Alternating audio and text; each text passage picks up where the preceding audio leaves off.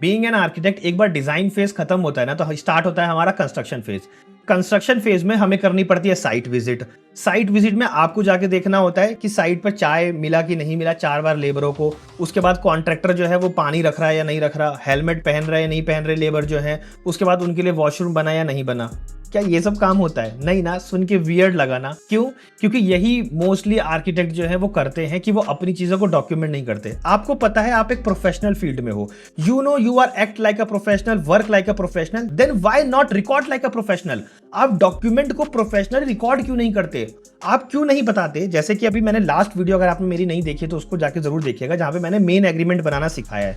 Main agreement जब आप बताते हो तो उसमें लिखते हो स्कोप ऑफ वर्क क्या है आपका। स्कोप ऑफ वर्क में आप लिखते हो कि आपको ये डिजाइन फेज दोगे, ये चीजें दोगे, ये चीजें दोगे। तो जब आप वहां पर इतनी चीजों को डिटेल में लिख रहे हो, तो जब आप साइट विजिट करने जाते हो तो वहां पर एक और एग्रीमेंट आपको बनाना चाहिए, जहां पर आपको ये लिखना चाहिए कि जो मैं ये 4 बार आपका ये फ्री में कर रहा हूं, उसके अलावा अगर आप 5वीं बार मुझे बुलाते हो तो आपकी इतनी फीस लगेगी। दूसरा कि मेरा स्कोप ऑफ इंस्पेक्शन क्या है, मतलब मैं इंस्पेक्शन करने आ तो रहा हूं लेकिन मैं चाय नहीं देखूंगा। मैं वहां पर ये नहीं देखूंगा कि कॉन्ट्रैक्टर ने जो है वो 4 बार टॉप स्लैब में लगाए हैं तो आप जाके उसको गिनोगे नहीं बैठ के। ये काम आपका नहीं है कि 4 बार लगे कि नहीं लगे, तो आप हर एक कॉलम को जाके देखोगे, हर एक बीम को, हर एक स्लैब को जाके देखोगे। तो आपको अपना स्कोप ऑफ इंस्पेक्शन भी मेंशन करना पड़ेगा। क्लाइंट को डिटेल और क्लियरिटी में ये चीज पता रहनी चाहिए। मैं आपको एक रियल लाइफ एग्जांपल बताता हूं। जैसे कई बार हम लोग की जो मीटिंग है वो बड़े बड़े क्लाइंट्स के साथ होती है। जैसे मान लीजिए कि एक बार हमारे मीटिंग में जो रिव्यू मिला था उसमें था कि वो फरारी के जो इंजन होते हैं ना उनको मैन्युफैक्चर करते थे, तो they are like ultra rich. दूसरे एक बार थे जो, अगर मैं आपको जयपुर में बताऊं, अगर आपने डिओना कैफे सुना होगा और उनका एक अनुकंपा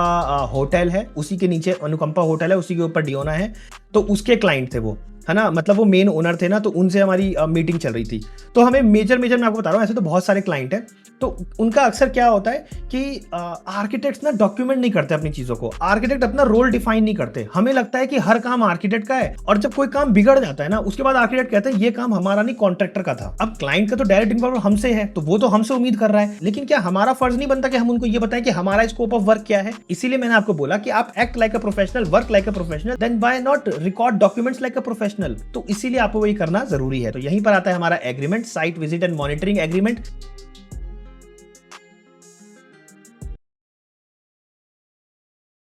ये जो आप देख रहे हैं टेम्पलेट फॉर्मेट, इसको जो है कंप्लीट जो फाइल आपको डाउनलोड करने को मिलेगी नीचे डिस्क्रिप्शन बॉक्स में, उसको आप कन्वर्ट कर लीजिएगा वर्ड फाइल में, ताकि आप इसको एडिट कर पाएं। अभी ये पीडीएफ फॉर्मेट में है। तो पहले आपको दिखेगा एक बेसिक सा फॉर्मेट, जेनेरिक सा फॉर्मेट, जैसे कि आप देख सकते हैं आप, site visit and project monitoring agreement. तो ये कंप्लीट होता है एग्रीमेंट, जिसमें कि लिखा हुआ होता है आपका योर कंपनी लोगोज होता है, साथ में आप अपना नाम लिखते हो, आपका एड्रेस हो गया। तो यहाँ पर मैंने आप लोग के लिए एक और फॉर्मेट दे रखा है जो कि है sample format for your reference. अब इसको देखते हैं। यहाँ पर आपको दिखेगा सप्लीमेंट्री, आप चाहे तो ये सप्लीमेंट्री वर्ड जो है वो हटा सकते हैं, no worries at all. Site visit and monitoring agreement, यहाँ पर आपको दिखेगा एक हमने हाइपोथेटिकल फॉर्म का नाम ले रखा है, स्टूडियो आर्कलाइन डिजाइन प्राइवेट लिमिटेड, उसका एड्रेस है। आप चाहे तो उसका लोगो भी लगा सकते हैं यहाँ पर। फिर this agreement is made on 20 जुलाई 2025 में। और एक हमने ले रखा है मिस प्रिया कपूर का, उसका एड्रेस कंप्लीटली, और ये कॉन्टैक्ट नंबर जो है वो हमने ले रखा है। ये रैंडम है, हाइपोथेटिकल है, कोई भी रियल नहीं है। उसके बाद आर्किटेक्ट की कंपनी ले रखी है जो यहाँ पर लिखा हुआ है, वैसे चीज़ यहाँ पर लिखा हुआ है। उसके बाद है यहाँ पर प्रोजेक्ट डिटेल्स। प्रोजेक्ट डिटेल्स में आपको लिखना है कि उसका प्रोजेक्ट का नाम क्या है, साइट की location, plot area, built up area और फ्लोर मेंशंस करने कि कौन कौन सा बना रहे हो बिल्टअप एरिया में, ताकि ये पता रहे कि आपका स्कोप ऑफ वर्क में प्रोजेक्ट में डिटेल में क्या क्या आने वाला है। पर्पस देख सकते हैं आप, this supplementary agreement defines the term for periodic site visit and project monitoring during construction as an additional to main design agreement. तो जैसा कि मैंने आपको बताया, आपको मेन डिजाइन एग्रीमेंट तो पहले साइन करवाना ही पड़ेगा, ये उसका एडिशनल है। ये तो यहाँ पर क्लियरली लिखा हुआ है उसका एडिशनल है।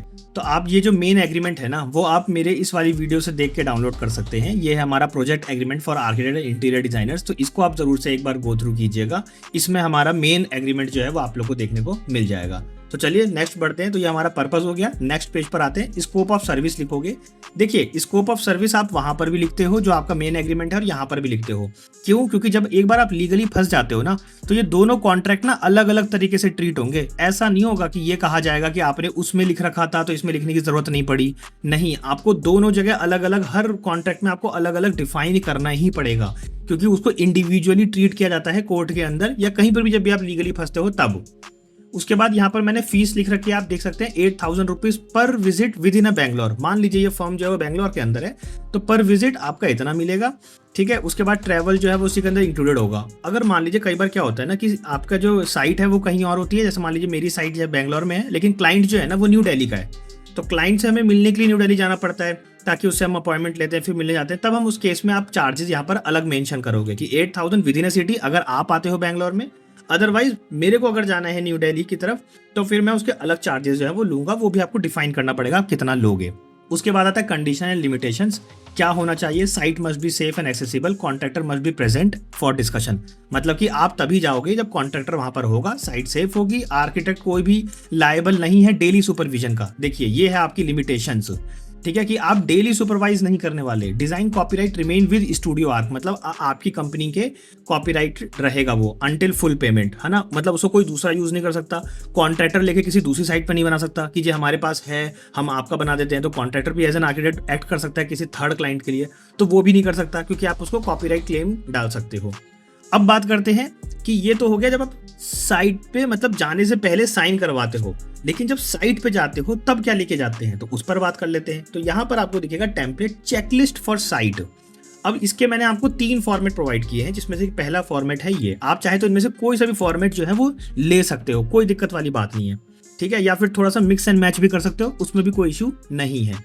तो सबसे पहला फॉर्मेट देख लेते हैं। साइट विजिट है, प्रोजेक्ट मॉनिटरिंग एंड चेकलिस्ट का है, ये चेकलिस्ट है स्पेशली, ठीक है। यहाँ पर आप लिखोगे कि this checklist is filled by the architect या फिर प्रोजेक्ट मॉनिटरिंग रिप्रेजेंटेटिव के थ्रू ही ये जो है वो होगा एवरी साइट विजिट पे, ठीक है। It serve as a proof of inspection, observation and reporting as an signed agreement. जो साइंड एग्रीमेंट हमने करवाया था ना, ये उसी को सर्व कर रहा है ये जो चेकलिस्ट है। उसके बाद यहाँ पे हम प्रोजेक्ट की डिटेल्स लिखेंगे, उसके बाद आ जाएगा चेकलिस्ट। क्या क्या हम देखने वाले हैं? Site access and safety condition verify करेंगे, work progress versus approve drawing checked, है ना। वर्क प्रोग्रेस क्या है और अप्रूव ड्राइंग जो चेक हुई है उसके अकॉर्डिंगली क्या है वो। Structure element, column, beam, slab quality वो हमारा काम है। मेसनरी वर्क हम देखेंगे और उसकी अलाइनमेंट चेक करेंगे, दीवार टेढ़ा है कि नहीं। वाटर प्रूफिंग की एक बार डिटेलिंग को वेरीफाई करेंगे, जैसा हमने बोला था वैसा बन रहा है कि नहीं। इलेक्ट्रिकल कंड्यूट्स रूटिंग चेक करेंगे, प्लम्बिंग लाइन लेआउट देखेंगे, फिनिशिंग करेंगे, जॉइंट्री और ये सब चीजें जितनी भी हैं वो आप मेंशन करोगे। जो भी आप देख रहे हो उसके बेस पर ही तो आप चार्जेस ले रहे हो ना, तो वो सारी चीजें जो 8,000 रुपीज मैंने मेंशन किया था उसके बेस पे आप ये सब चीजें जाके चेक कर रहे हो। तो ये अब पता है स्कोप ऑफ वर्क में, साइट इंस्पेक्शन में ये हमारा स्कोप ऑफ साइट इंस्पेक्शन है। अब इसमें हमें कोई भी लेफ्ट राइट चीजें नहीं देखनी, या कल को क्लाइंट आपसे ये नहीं कह सकता कि जी आपके स्कोप ऑफ वर्क में ये था वो था तो आपने वो चीज नहीं देखी, ये चीज नहीं, ये हमारे अंदर नहीं था, हमारे अंडर सिर्फ इतना काम था, हमने इतना देखा है, यह हमने आपसे साइन भी करवाया था और ये चीजें हमने आपको मेंशन भी की थी। उसके बाद आप क्या करोगे? रिपोर्टिंग फॉलोअप्स, रिपोर्टेड टू, किसको आपने रिपोर्ट किया था वो, उसका सिग्नेचर लोगे आप, किसका? खुद का सिग्नेचर। उसके बाद साइट इंजीनियर का या वहां पर जो कॉन्ट्रैक्टर है उसका आप साइन लोगे, और ये एक कॉपी आप कॉन्ट्रैक्टर को दे दोगे, एक कॉपी आप आर्किटेक्ट को मतलब खुद के पास रखोगे एज ए रिकॉर्ड, और एक कॉपी जो है आप उसका डुप्लीकेट कॉपी जो है वो आप दोगे क्लाइंट को, ठीक है। सबका ही आप डुप्लीकेट वर्जन जो है वो जरूर से लिखना कि एक डुप्लीकेट कॉपी है, ओरिजिनल कॉपी नहीं है, ठीक है। उसके बाद बात करते हैं फॉर्मेट 2 की। फॉर्मेट 2 क्या है? जैसे कि मैंने वही सेम चीज लिखी है, प्रोजेक्ट डिटेल्स है। उसके बाद आप इस तरीके की टेबल बना सकते हो। इसमें क्या इजी रहता है, कुछ फर्म्स जो है ना वो इसको फॉलो करती हैं। इसमें ये इजी है, साइट एक्सेस एंड सेफ्टी, तो वो चेक लगा देगा और रिमार्क लिख देगा कि कुछ और भी अगर रिमार्क चाहिए तो वो भी लिख देगा साथ में। Work progress versus approve drawing, वो इस पर टिक लगा देगा कि हाँ भाई वर्क प्रोग्रेस था, लेकिन अगर कुछ अप्रूव ड्राइंग में कि नहीं एक जो है हम एक और नया भेजेंगे तब तक आप इस काम को आगे मत करना, तो ये आप रिमार्क में लिख सकते हो, है ना, कि हम एक और फॉर्मेट जो है ना हमारे ऑफिस से रिलीज होगा उसके बाद ही आप करना, एक नया लेटेस्ट ड्राइंग आएगी आपकी तरफ। एंड आ जाते हैं फॉर्मेट 3 पे, template checklist for site. Format 3 है ये आप देख सकते हो, site visit inspection checklist architectural supervision के तहत है, ठीक है। अगेन हमने प्रोजेक्ट डिटेल्स लिख ली सारी।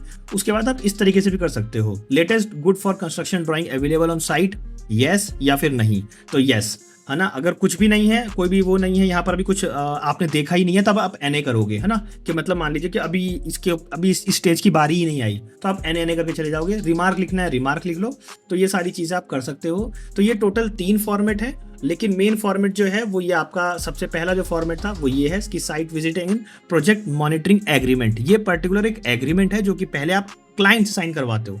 उसके बाद ये जितने भी साइट विजिट के एग्रीमेंट है ना, ये तो आप कॉन्ट्रैक्टर से या फिर जो सुपरवाइजर है उससे साइन करवा रहे हो। रेस्ट बस जाते जाते मैं आपको ये बताना चाहूंगा कि ये जो कंप्लीट मैं आपकी एग्रीमेंट वाली सीरीज बना रहा हूँ ना, ये इस कोर्स का ना एक पार्ट है, एक पार्ट। इसके अंदर हमने क्या है, वर्किंग ड्राइंग सिखाई है, उसके बाद हमने 6 वर्किंग ड्राइंग्स आपको दिए हैं, और ये सारी रियल ड्राइंग्स या इसके अलावा जितनी भी मेन चीजें हैं, जैसे कि बिजनेस कैसे स्टार्ट करना है, प्लानिंग कैसे करनी है, हाथ से कैसे प्लानिंग करते हैं, वर्किंग कैसे करते हैं, लेवलिंग कैसे करते हैं, वो हर एक चीज हमने सिखाई है हाथ से, उसके बाद पेन से, उसके बाद ऑटोकैड पे, उसके बाद स्केचअप पे, उसके बाद रेविट पे, हर एक चीज पे हमने सिखाया है। तो आप इसको डेफिनेटली जाके एनरोल कर सकते हो, और ये सारी चीजें आपको कोर्स में फ्री ऑफ कॉस्ट मिल जाएगी। जैसे कि मेन एग्रीमेंट के लिए आपको 199 पे करना है, लेकिन इसके लिए अगर आप ये कोर्स एनरोल करते हो तो आपको कुछ भी चीज जो है वो परचेज करने की जरूरत नहीं पड़ेगी। एंड लाइफ टाइम की इसकी वैलिडिटी है, हिंदी में पूरा कोर्स है, और साथ ही साथ मैं आपको बताऊं तो सबसे बेस्ट बात ये है कि ये लाइफ टाइम अपडेट होता रहता है। टाइम टू टाइम ये अपडेट हम करते रहते हैं, कुछ ना कुछ एड ऑन्स करते रहते हैं जो भी इंडस्ट्री में नया आता है। और बहुत जल्दी हम इसमें AI और चैट GPT जैसी भी इंटीग्रेशन जो है वो इस कोर्स के अंदर डालने वाले हैं। तो definitely go and check it out this course.